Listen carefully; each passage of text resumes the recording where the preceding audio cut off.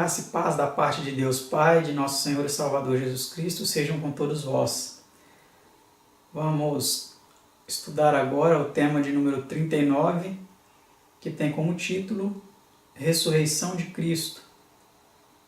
Antes que nós demos início a esse tema, eu convido a você que se ajoelhe comigo para orarmos ao Senhor. Grande Deus e eterno Pai que estás nos céus, te agradecemos por podermos estudar a Tua Palavra e suplicamos a Tua bênção sobre este estudo. Nos ajude a compreendê-lo e a valorizar o sacrifício de Seu amado Filho unigênito por nós. São bênçãos que te suplicamos em nome de Seu amado Filho Jesus. Amém, Senhor.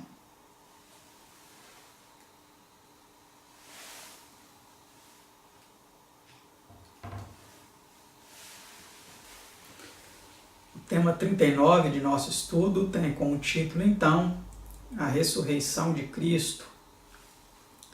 Vamos para a pergunta de número 1, que diz assim: em que salmo foi predita a ressurreição de Cristo?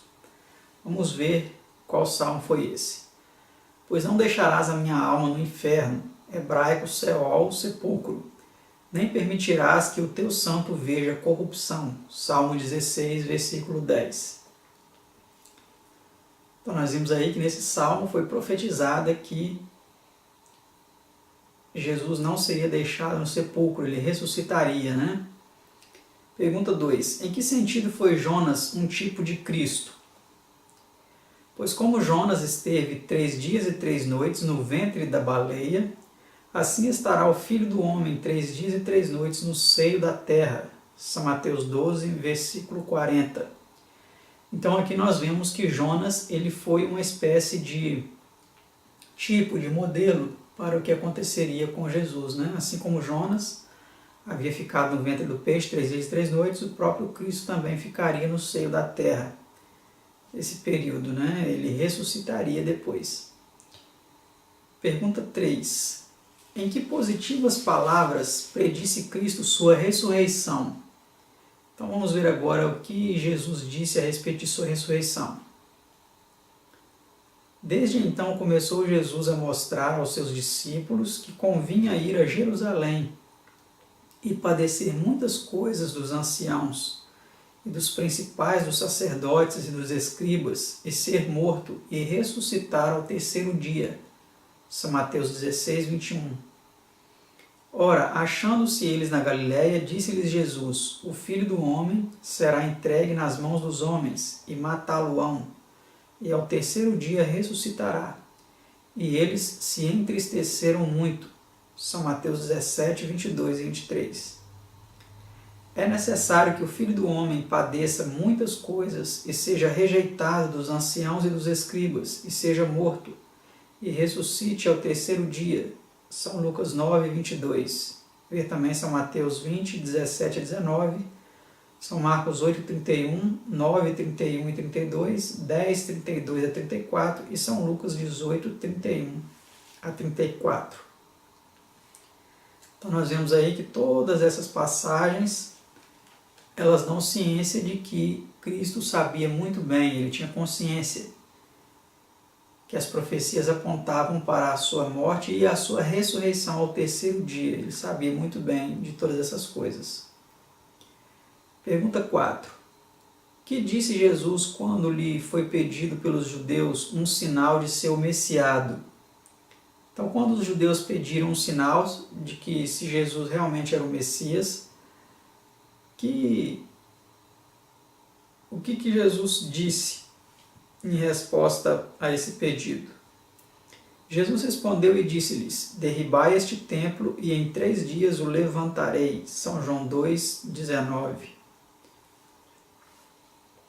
Essa foi a resposta de Cristo, né? A pergunta 5. A que templo se referia ele? O que ele estava querendo dizer com isso?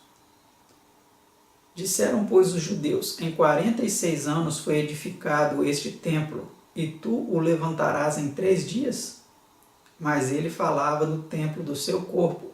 São João 2, 20 e 21. Então, nós vemos aí que Jesus realmente estava falando de forma simbólica, né?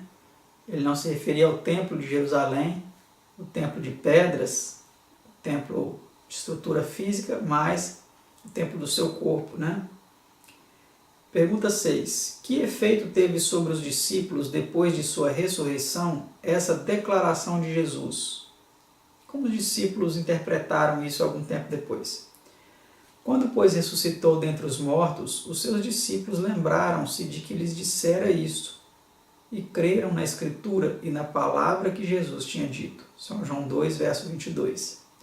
Nós vemos aí que eles lembraram, né, os discípulos lembraram que Jesus havia dito que se os judeus derrubassem aquele templo, depois de 3 dias Jesus o levantaria, e os judeus lembraram que, e os discípulos lembraram que se aplicava a sua ressurreição, né? Pergunta 7. Como procuraram os principais dos sacerdotes e os fariseus impedir o cumprimento das palavras de Cristo acerca de sua ressurreição? Então vamos ver como os judeus eles tentaram impedir o cumprimento dessa profecia. E no dia seguinte, que é o dia depois da preparação, reuniram-se os príncipes dos sacerdotes e os fariseus em casa de Pilatos, dizendo: Senhor, lembramo-nos de que aquele enganador, vivendo ainda, disse: depois de 3 dias ressuscitarei. Manda, pois, que o sepulcro seja guardado com segurança até o 3º dia. Não se dê o caso que os seus discípulos vão de noite e o furtem e digam ao povo: ressuscitou dentre os mortos. E assim o último erro será pior do que o primeiro. São Mateus 27, 62 a 64. Então veja aqui o estratagema daqueles homens. Veja aqui o ardil daqueles homens. Pediram a Pilatos que mandassem guardas, soldados ali para vigiar o sepulcro, para que os discípulos não roubassem o corpo de Jesus e depois dissessem que ele havia ressuscitado. Mas vamos para a pergunta 8 para ver no que deu isso. Como condescendeu Pilatos com o pedido deles?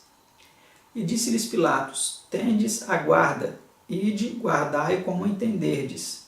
E indo eles, seguraram o sepulcro com a guarda, selando a pedra. São Mateus 27, 65 e 66.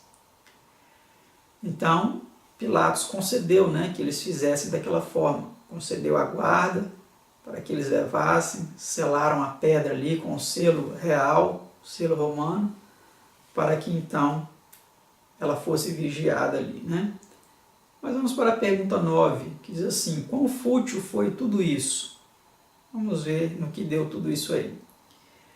E no fim do sábado, quando já despontava o 1º dia da semana, Maria Madalena e a outra Maria foram ver o sepulcro. E eis que houvera um grande terremoto, porque um anjo do Senhor, descendo do céu, chegou, removendo a pedra, e sentou-se sobre ela. E o seu aspecto era como um relâmpago, e o seu vestido branco como neve. E os guardas, com medo dele, ficaram muito assombrados e como mortos. Mas o anjo respondendo disse às mulheres: não tenhais medo, pois eu sei que buscais a Jesus, que foi crucificado. Ele não está aqui, porque já ressuscitou, como havia dito. Vinde, vede o lugar onde o Senhor jazia. E depois, imediatamente, e dizei aos seus discípulos que já ressuscitou dentre os mortos. São Mateus 28, 1 a 7.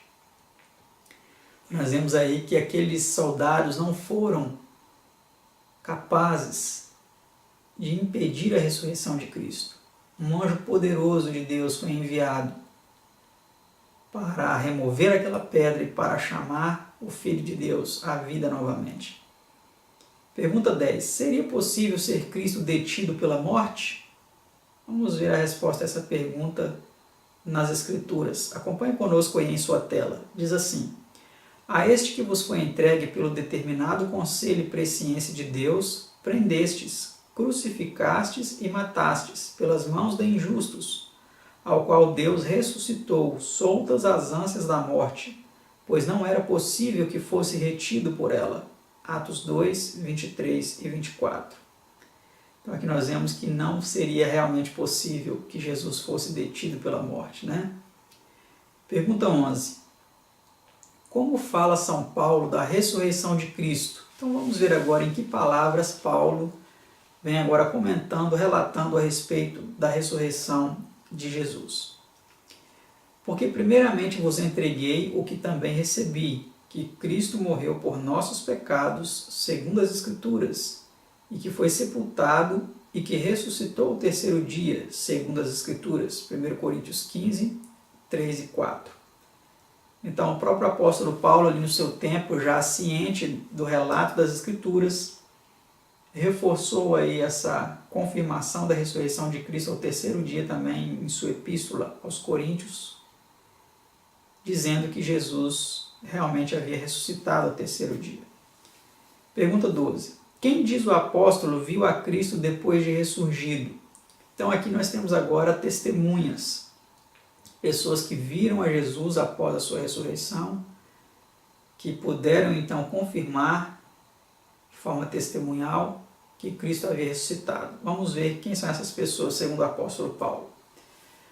Foi visto por Cefas, que é Pedro, né? E depois pelos 12. Depois foi visto uma vez por mais de 500 irmãos. Depois foi visto por Tiago. Depois por todos os apóstolos. E por derradeiro de todos me apareceu também a mim, como a um abortivo. 1 Coríntios 15, 5 a 8. Então aí nós vemos que Paulo, neste relato, ele vem apontando, ele vem indicando então que Cristo, após sua ressurreição, foi visto por Cefas, né, por Pedro, foi visto por 500 irmãos, né, muitos dos quais ainda vivem, o texto vem dizendo, né, continuação, foi visto por Tiago, por todos os apóstolos, e depois também foi visto por o próprio Paulo. Jesus se manifestou a ele, né, lá no caminho de Damasco, como nós conhecemos a história. Vamos seguir adiante. Pergunta 13 de nosso estudo diz assim: que importância é atribuída à ressurreição de Cristo? Vamos ver qual é a importância que é atribuída à sua ressurreição. E se Cristo não ressuscitou, logo é vã a nossa pregação, e também é vã a vossa fé. E ainda permaneceis nos vossos pecados, e também os que dormiram em Cristo estão perdidos. 1 Coríntios 15, 14 a 18. Então nós vemos aí claramente, né, que crer que Jesus ressuscitou é realmente muito importante para a nossa salvação. Se nós não cremos nisso, a nossa fé é vã, ela não tem sentido algum. Pergunta 14. Que positiva certeza da ressurreição nos é dada? Vamos à resposta a essa pergunta. Mas agora Cristo ressuscitou dos mortos e foi feito as primícias dos que dormem. 1 Coríntios 15, versículo 20. Então o apóstolo Paulo aí mais uma vez, né, confirmando que Cristo realmente ressuscitou, que ele é a primícia, as primícias dos que dormem. Pergunta 15. Que grande verdade se segue então? Vamos ver que grande verdade se segue então, tendo a ciência de que realmente Jesus ressuscitou. Assim como todos morrem em Adão, assim também todos serão vivificados em Cristo. 1 Coríntios 15, 22. Então, como a morte passou a todos os homens, né, através de Adão, através do pecado de Adão, da descendência da raça caída, né, também agora através de Cristo, então todos podem ser vivificados através da ressurreição de Cristo, todos podem ter esperança de ser ressuscitados também um dia, por ocasião da volta de nosso Senhor e Salvador Jesus. Precisamos crer, né, nessa verdade. Pergunta 16. Que animadora mensagem enviou Cristo a seu povo quanto à ressurreição? Vamos ver então que mensagem foi essa que Cristo enviou ao seu povo. Eu sou o que vivo e fui morto, mas eis aqui, estou vivo para todo o sempre. Amém. E tenho as chaves da morte e do inferno. Apocalipse 1, 18. Então olha que mensagem animadora que Cristo agora envia ao seu povo. Não é necessário temer a morte. Se nós morrermos em Cristo, seremos ressuscitados por Ele. Ele tem as chaves da morte e do inferno. Ele morreu um dia, mas ele ressuscitou. Ele venceu a morte. Ele foi vitorioso. Vamos para a penúltima pergunta de nosso estudo. Pergunta 17. Que medida do poder de Deus deve o crente experimentar em sua vida diária? Então agora vamos ver que medida do poder de Deus nós, como crentes em Deus, em Cristo, precisamos experimentar no nosso dia a dia, na nossa vida diária. Para que saibais a sobreexcelente grandeza do seu poder sobre nós, os que cremos, segundo a operação da força do seu poder, que manifestou em Cristo, ressuscitando-o dentre os mortos. Efésios 1, 18 a 20. Então nós precisamos, experimentar em nossa vida diária esse poder, essa força, que tudo opera, em nossa vida. E a última pergunta de nosso estudo, a pergunta 18, deste tema, 39, que diz assim: que ordenança cristã foi dada em comemoração do sepultamento e ressurreição de Cristo? Então vamos ver qual foi a ordenança, Embora muitos digam que guardam o domingo em comemoração à ressurreição de Cristo, porque Jesus ressuscitou no domingo, não existe nenhum relato nas Escrituras ordenando guardar o domingo em comemoração à ressurreição de Jesus. Mas vamos ver o que a Bíblia declara, relata, que é uma comemoração da ressurreição de Cristo, uma ordenança cristã. O batismo, símbolo do novo nascimento. Conforme diz lá em Romanos 6, 3 a 5, vocês podem ler depois. Então lá vem relatando a respeito do batismo, que ele é um símbolo, um simbolismo da morte e da ressurreição de Cristo. Então quando nós somos batizados, quando somos sepultados nas águas, é como se nós estivéssemos morrendo para a velha vida, sendo sepultados. Quando somos retirados das águas, é como se estivéssemos ressuscitando para uma nova vida em Cristo Jesus. Então, essa ordenança cristã, a ordenança do batismo bíblico, o batismo correto, por imersão nas águas e não por aspersão, só jogando uma aguinha na cabeça, O batismo deve ser sepultamento, porque esse é o significado verdadeiro do batismo, Sepultamento. Deve ser por imersão e em nome de Jesus, porque foi Jesus que morreu por nós. Então, essa ordenança cristã é uma ordenança que serve de comemoração do sepultamento e da ressurreição de Cristo, Então este foi o nosso estudo de hoje. Espero que vocês tenham entendido, espero que vocês tenham apreciado e que nós valorizemos a cada dia esse sacrifício que Jesus fez por nós. Nós estudamos aqui sobre a ressurreição. Talvez você tenha algum familiar, algum parente que já descansou na sepultura, que está no pó da terra, e talvez você sente muita saudade, tem muita vontade de vê-lo novamente. Temos a esperança da ressurreição dos justos, aqueles que dormiram em Cristo, aqueles que foram fiéis a toda a luz que receberam, que descansaram no pó da terra. Dentro em breve, quando Jesus Cristo vier nas nuvens do céu, juntamente com o seu Pai e os santos anjos, no qual ele chamará os mortos, aqueles que morreram nele, os justos, temos a esperança de reencontrar nossos entes queridos. Que Deus nos abençoe nessa esperança, nessa sagrada esperança, e nós também, se viermos a descansar no pó da terra, que venhamos também a ser ressuscitados por Cristo na primeira ressurreição, a ressurreição dos justos. Que Deus vos abençoe. Muito obrigado pela audiência, pela sua companhia e até o nosso próximo estudo, se assim Deus nos permitir. Tchau.